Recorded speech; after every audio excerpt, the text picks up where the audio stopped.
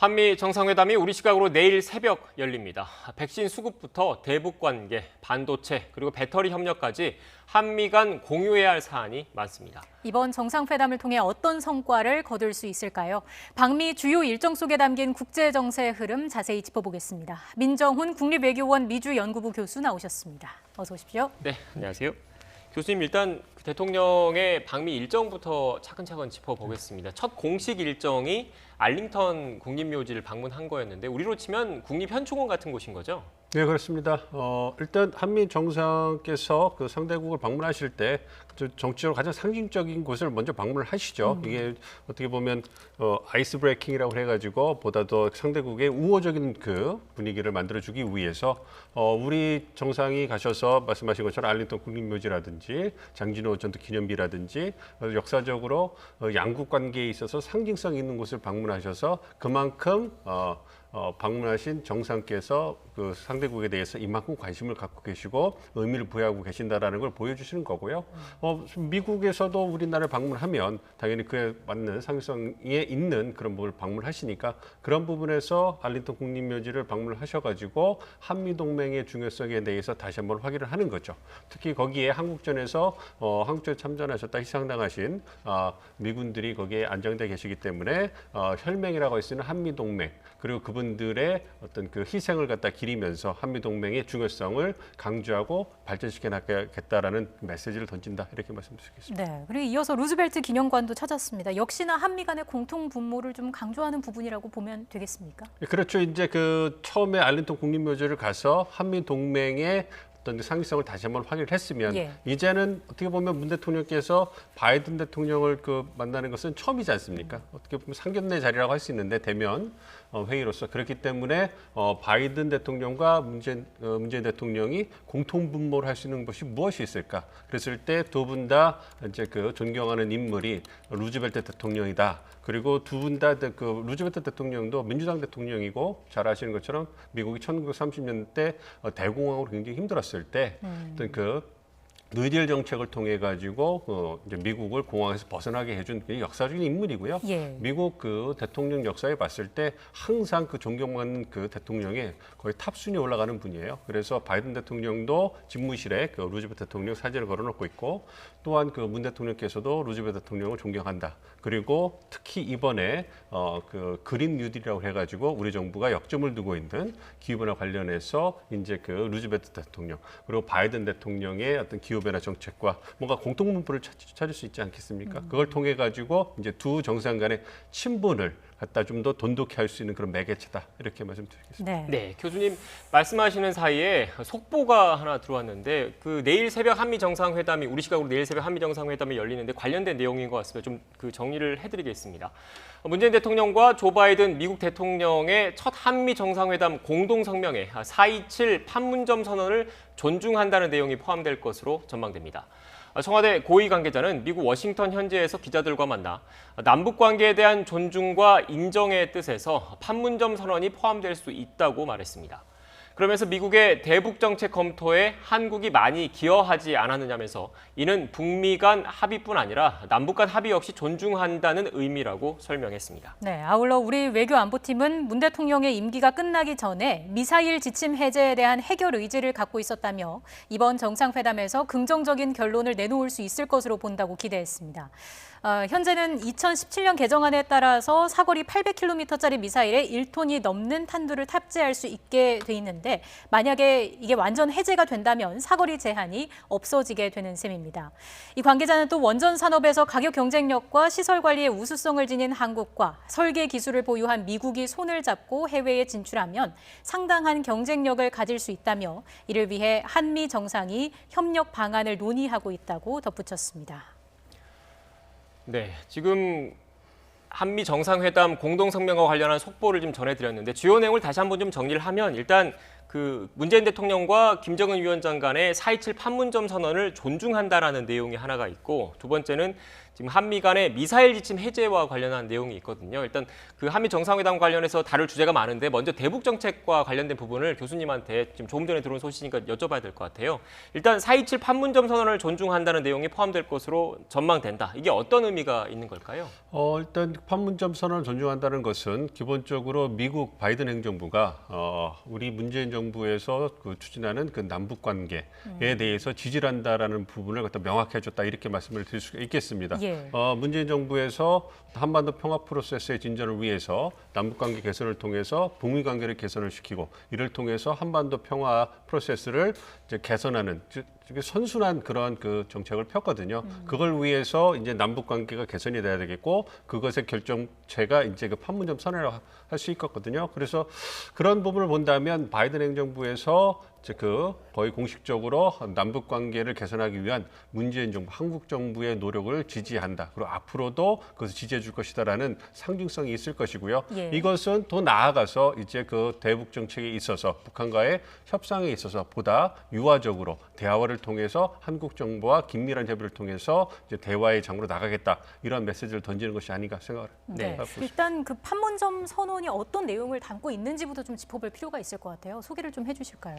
이제 판문점 선언에서 이제 그 남북 관계를 개선하고 이제 그 남북 교류라든지 정확하게 제가 지금 바로 이제 그 구체적인 내용을 말씀드리면 그렇습니다만 이제 판문점 선언에서 이제 남북 관계 개선 그리고 중요한 게 9.19 군사 성명이라든지 그 이전에 이제 판문점 선언에서 남북 관계 개선을 통해서 이제 한반도 평화 프로세스를 이제 진전시켜 나가겠다 이런 예. 그 내용을 담고 있었거든요. 그래서 여기서 판문점 선언을 지지한다는 것은 구체적인 항목보다도 그때 이제 남북 간의 관계 개선을 위해서 노력했던 두 정상의 노력을 지지한다 이렇게 포괄적인 선언이다 생각하고 있습니다. 네, 일단 지금 조금 전에 나온 내용이고 그 공식 관련 선언이기 때문에 정확한 내용을 제가 지금 찾아서 좀 한번 다시 읽어드리겠습니다. 판문점 선언과 관련돼서 일단 항목이 담긴 게 눈에 띄는 게 남과 북은 남북관계의 전면적 획기적 개선과 발전을 이룩할 것이라는 내용이 들어가 있고 그 안에 그 남북 공동연락사무소 북한이 폭파한 남북 공동연락사무소를 개성 지역에 설치한다라는 내용이 들어가 있고요.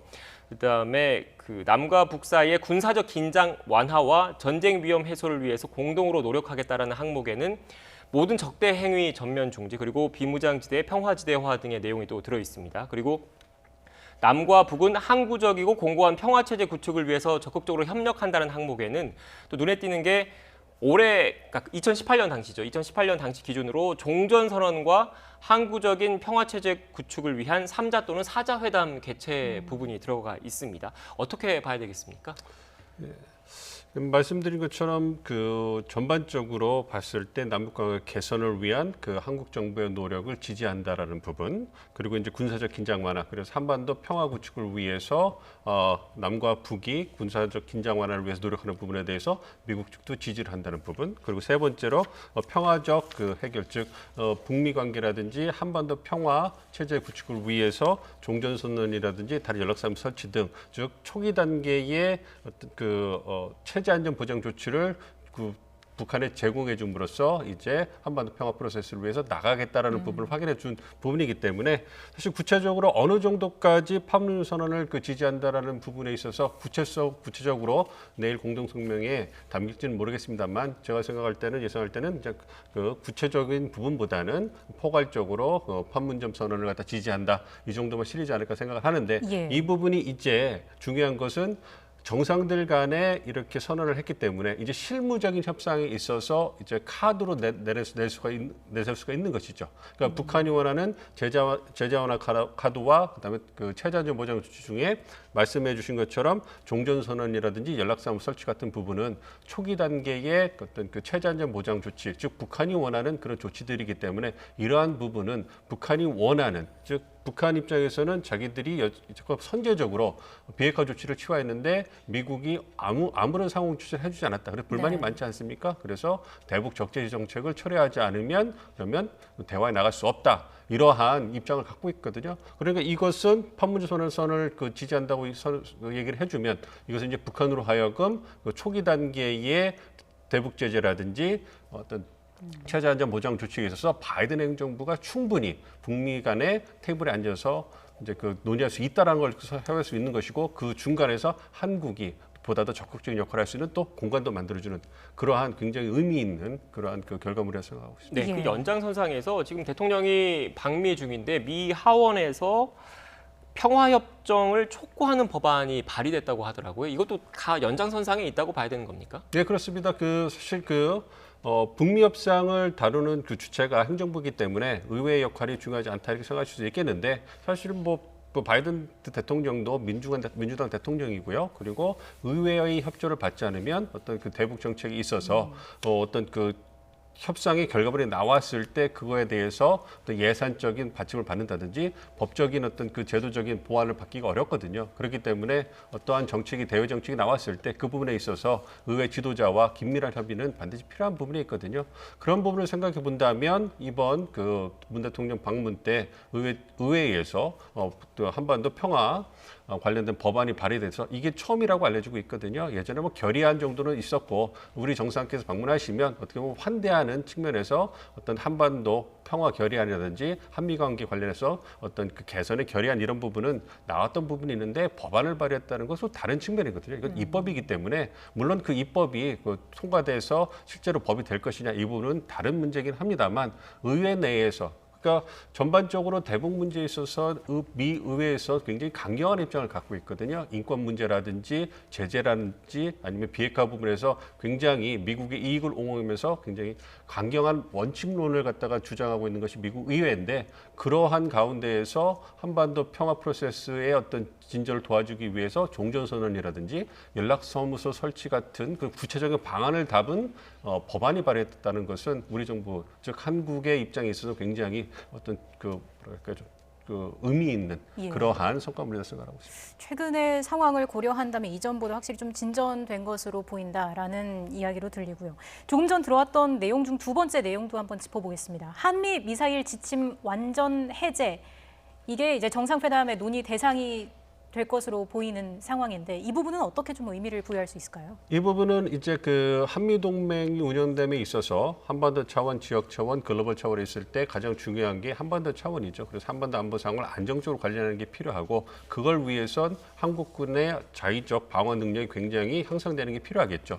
그거에 하는 일환으로서 한미 미사일 그 지침이 개정이 된다면 이제 우리 군이 보다 더 확실하게 공격용이 아니라 방어용에 있어서 우리 한반도를 다 아우를 수 있는 그러한 그 방어 능력, 미사일 능력을 갖춘다는 걸 의미합니다. 그렇기 때문에 그런 부분에서 명확하게 말씀드릴 수 싶은 것은 공격용이 아니라 방어용을 위해서 그것을 그 지침을 개정하고 굉장히 우리 많은 노력을 해왔고 그 부분에 있어서 이제 한미 동맹의 역할에 어떤 기여를 해서 바탕을 해가지고 이번에 미국 측이 우리 측의 어떤 그 요청을 받아들이는 게 아닌가. 그래서 우리 군의 어떤 자위력을 향상시키고 우리의 방위 능력 향상시키고 굉장히 의미 있는 성과다 이렇게 생각합니다. 네, 그 미사일 지침 개정과 관련해서도 결국 한미 동맹, 굳건한 한미 동맹의 성과물 가운데 하나로 보인다라고 말씀을 해주셨는데 이번에 대통령의 그 방미 일정을 보면 그 한미 동맹을 유독 강조하는 일정들이 좀 있더라고요. 앞서 초반부에 말씀드렸던 알링턴 국립묘지 외에 뭐 추모의 벽 착공식도 있고 또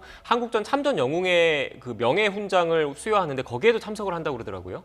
네, 그렇습니다. 이러한 부분들이 지금 현재 그 동아시아에서 벌어지고 있는 어떤 미중 경쟁의 어떤 그 전략적 경쟁의 심화를 반영하는 것이다 이렇게 말씀을 드릴 수가 있겠습니다. 사실 잘 아시는 것처럼 미국 측 입장에서는 대중국 견제를 위해서 영내 핵심 동맹인 한국과 일본이 미국과 함께 공조해주기를 굉장히 바라고 있고요. 한국 입장에서도 한미 동맹을 바탕으로 해서 이제 우리에게 우호적인 영내 지역 환경을 유지하는 게 필요한데 그런 부분에서 굉장히 지금 영내의 안보 상황이 유동적인 상황이거든요. 그래서 우리 입장에서든 미국 입장에서든 한미 동맹이 공고하다는 것을 확인해서 서로가 함께 간다는 걸 보여주는 게 굉장히 중요하거든요. 그리고 바이든 행정부가 출범 초기이기 때문에 한국 정부와 어떤 한미 동맹에 있어서 같은 생각을 가지고 있고 공조할 의지가 분명하다는 걸 보여주는 게 굉장히 중요하기 때문에 이번 한미 정상회담에 있어서 문 대통령께서 가장 처음의 행보로서 한미 동맹을 공공히 한다는 것. 즉, 또 이 부분은 워싱턴에는 아직까지도 문재인 정부가 진보 정권이기 때문에 어떤 대북 정책이라든지 어떤 그 대중국 관계에 있어서 중국 경산론이라든지 대북 문제를 남북 관계를 북미 관계보다 너무나 앞장서 나가려 한다는 그런 우려가 여전히 있거든요. 그렇기 때문에 이번에 이런 한미 동맹을 공고하고 한미 관계가 굉장히 한국에 있어서 중요하다는 것을 이제 워싱턴에 보여주면서 해가지고 워싱턴이 갖고 있는 그런 우려를 약간이나마 부식시킬 수 있는 그러한 중요한 계기가 된다 생각하고 있습니다. 네, 다양한 의제들이 있고요. 합의문이 또 어떤 형태로 발표될 건지에 대한 궁금증도 있는데 통상 공동 선언, 공동 성명 그리고 공동 언론 보도문 형태로 나뉘잖아요. 이게 형식에 따라서 경중의 차이가 있다고 봐야겠습니까? 큰 차이를 부여하기는 어려울 것 같고요. 이제 해당 각각의 어떤 공식 방문의 어떤 성격에 따라서 이제 공식 방문이냐 아니면 실무 방문이냐 이거에 따라서 정해질 수도 있는 부분이고요.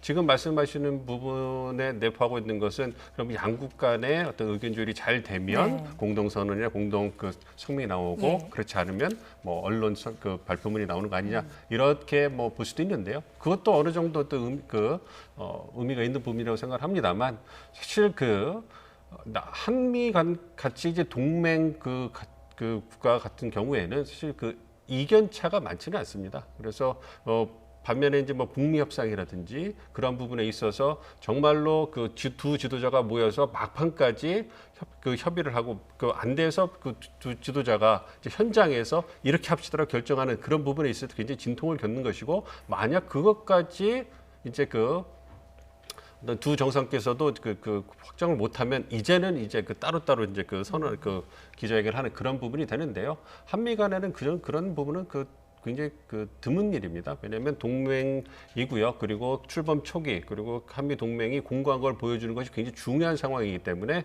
그리고 지금 한미 정상회담이 일정이 변하는 게 없이 계속 발표된 후에 진행되지 않았습니까? 그러니까 한미 정상회담 일정이 발표됐다는 것은 어느 정도 실무진에서 또 의제에 있어서 큰 공감대를 이뤘다는 것이고 그 일정이 발표된 이후에 이제 정상회담이 예정대로 진행된다는 것은 그러한 공동성명문을 발표하는 데 있어서 큰 문제가 없다라는 것을 보여주는 것이죠. 만약에 이견이 있다고 해도 큰 것이 아닐 것이고 그것을 마지막에 실무적인 조율을 통해서 결정할 거라고 생각하기 때문에 내일 나오는 성명은 공동선언이나 공동성명 둘 중에 하나가 되지 않을까 생각하고 있습니다. 네.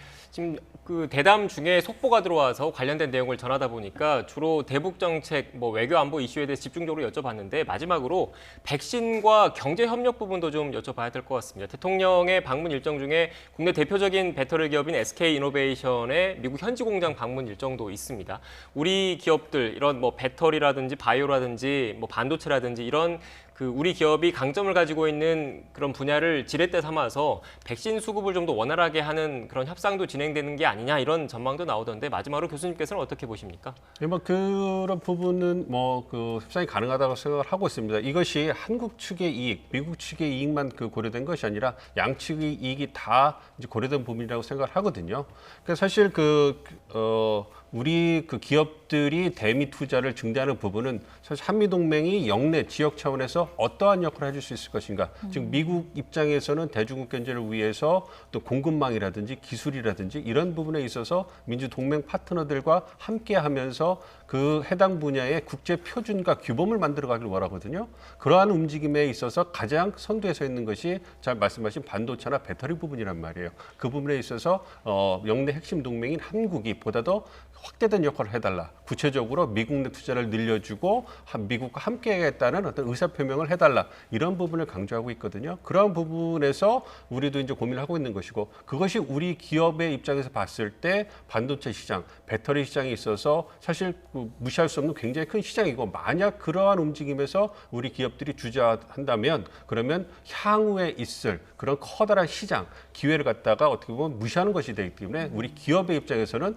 어떤 경제적 논리에 의해서 그 부분을 갖다 받아들이는 부분이거든요. 그러한 경제적으로 논리를 봤을 때 이익이 되기 때문에 4대 기업이 40조에 달하는 막대한 돈을 투자하기로 하지 않습니까? 그런 부분이 되는 것이고 이것이 영내 차원에서 미국이 바라는 대로 우리 정부가 한국이 움직여주고 그리고 우리 기업의 이익을 증대시켜서 우리 국익에도 기여를 하는 부분이고 미국 측에도 기여하는 부분이고 이와 더불어서 이제 사실 백신 공급이라는 것은 한미 동맹이 글로벌 차원에서 보건 협력이라든지 기후변화 협력 그런 부분에 해당하는 부분인데 지금은 코로나19 코로나19 사태를 인해 가지고 이것이 한 번 더 차원에 있어서 한미가 어떻게 협력할 수 있는가. 우리가 백신을 공급하는 그 확보는 굉장히 중요하게 되지 않습니까? 네. 그래서 이제 그것이 굉장히 중요하게 그 부각이 되는 건데요. 사실 미국 입장에서도 백신 외교를 하는 게 굉장히 중요합니다. 잘 아시는 것처럼 미국 내 상황이 어렵기 때문에 중국에게 백신 외교에 있어서 굉장히 밀렸다라는 평가를 받고 있고 이제 바이든 대통령이 얼마 전에 얘기했지 않습니까? 이제 미국이 백신, 그래서 무기고가 될 거다 얘기했기 때문에 막대한 그 물량을 확보하고 그거에 따라서 비난도 받았습니다만 이제 미국 국내 상황이 나아지니까 이제 나아가서 세계에 있어서 미국의 리더십을 백신 분야에서 다시 확 차지하겠다 이런 부분이 있을 텐데 그러면 어느 순서로 백신을 공급해 줘야 되겠느냐. 그래서 당연히 미국의 이익을 봤으면 동맹부터 가야 되겠죠. 네. 동맹 파트너를 가서 진짜로 바이든 행정부가 말뿐이 아니라 실제로 동맹과 파트너를 중시하는 정책을 피는구나. 이걸 보여줄 수 있는 굉장히 유용한 수단이거든요. 이걸 바탕으로 하기 때문에 그러한 부분에서 한국과 미국의 이익이 잘 맞아 떨어지니까 그런 거 생각한다면 우리 백신 공급에 있어서도 좀 청신호가 켜지지 않을까 이렇게 예상을 하고 있습니다. 네, 교수님 마지막으로 저희가 앞서 판문점 선언 관련해서 제가 말씀을 드렸는데 그래픽이 준비가 돼서 관련된 그래픽을 하나 좀 띄워주시고 마지막으로 이거 좀 질문 좀 드리겠습니다. 일단 이 판문점 선언을 존중한다는 내용이 한미 정상회담 공동성명에 담길 수도 있을 것으로 그 전망된다는 청와대 관계자의 속보를 전해드렸었는데 이 판문점 선언과 별개로 북미 간에는 2018년도에 그 6월달에 트럼프 전 대통령과 김정은 위원장 간의 싱가포르 회담이 있었습니다. 이 싱가포르 회담 같은 경우에도 그 관련된 내용이 그 평화체제 구축, 한반도의 완전한 비핵화 등의 이런 내용이 포함이 됐었는데 이 연장선상에서 그 이번 한미 정상회담 그리고 앞으로 북미 관계에 있어서 싱가포르 선언, 싱가포르 회담이 기초 바탕이 될 가능성 있겠습니까? 예, 충분히 기대를 하고 있습니다. 이 부분은 우리 정부가 사실 그 대북 정책 관련해서 우리 정부가 바이든 정부에게 강하게 요청했던 부분이거든요. 그러니까 남북 관계 개선을 위한 움직임에 대해서 바이든 정부가 지지를 해달라. 이것이 말씀드린 것처럼 판문점 선언 지지 형태로 나타난 거라고 생각해서 굉장히 긍정적으로 생각이 되고요. 이와 더불어서 북미 관계 개선을 조속히 하기를 우리 정부가 원하는데 그러면 어디부터 다시 시작해야 될 것이냐. 하노이 회담 이후에 결렬돼서 굉장히 교착 상태에 빠지지 않습니까? 북미 협상이. 그러면 어디로 돌아가서 어디부터 시작할 것이냐 했을 때 사실 그 김정은 위원장이 협상 주착에서 나온 그 싱가포르 그 협상이기 때문에 그 부분에서 만약 싱가포르 그 합의가 지켜지지 않는다면 그렇다면 그 김정은 위원장 입장에서 체면이 굉장히 깎이는 그런 모양새거든요. 그렇기 때문에 처음으로 되돌아가지 말고 그 북미 정상이 처음 만들었던 싱가포르 회담 토대 위에서 이제 협상을 진행시키는 것이 의미가 있지 않겠느냐. 이 부분에 있어서 동맹의 그 의견을 중시해서 바이든 행정을 받아들인 거기 때문에 공동성명에 싱가포르 회담이 그 선언문이라는 게 들어갈지는 불확실합니다만 기자회견에서는 바이든 대통령이나 문재인 대통령께서 언급할 수 있을 것이고요. 분명한 것은 싱가포르 회담의 성과물 토대 위에서 다시 북미 협상이 시기가 돌아갈 것이다. 이 부분은 확실해 보입니다. 네, 알겠습니다. 내일 새벽 우리 시각으로 내일 새벽 한미 정상회담이 열리는데 관련해서 어떤 내용이 나올지는 또 추가로 지켜봐야 할 것 같습니다. 지금까지 민정훈 국립외교원 미주연구부 교수와 함께 관련된 이야기 나눴습니다. 오늘 말씀 고맙습니다.